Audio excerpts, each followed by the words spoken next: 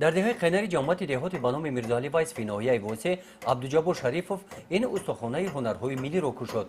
بعد 30 سال شغل ورزیدن با این هنر عبدالجبار صاحب استخوانه خود گردید.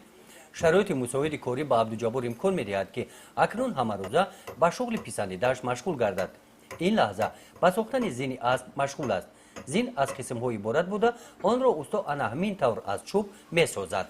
زین اساساً برای چواندازا هست و خلق‌های تاجیک ما به زین هیچ وقت اسب سر نمی‌شوند.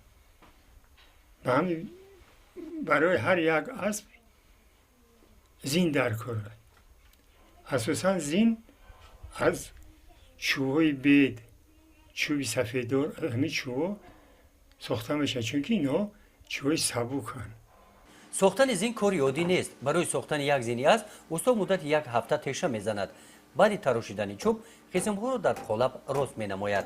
ما اساساً هم اسباب‌های باباگی را تشه، تور، اره، لسه من همین چیزا قطعی ما یگان قوهای برقی یگان چیز استفاده نمی‌کنیم. فقط به همون تشه باباگی و اره باباگی و همین واسطه ها ما همین زینه می‌تراشیم.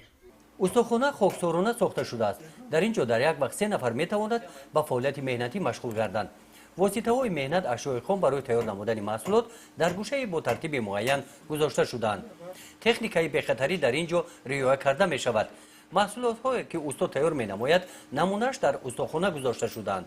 این دایره و دمره رو هم استا عبدالجبار در همین استخوانه ساخته است. دایره ما در تمام جمهوری با نام دایره قینری مشهور است. موضع ما همین قینر نام که دارد بگیم وقت شده یک شهر تاریخی بود است همین قینر. برای همین کسی پرسیده که کجا گرفتی دایره را از قینر. من همون گپ همون خیلی برآمد اخیر همون خیلی رفت. استا عبدالجبار از این هنر برکت دیده است. از درآمد آن تا به امروز زندگی عائله‌اش را پیش میبرد.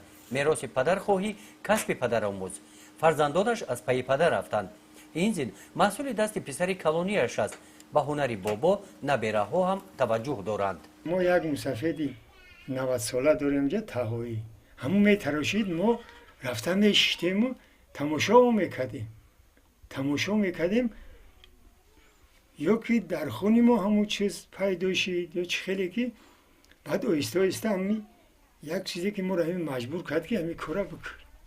فرزندان ما کاری مرا دوام میتن.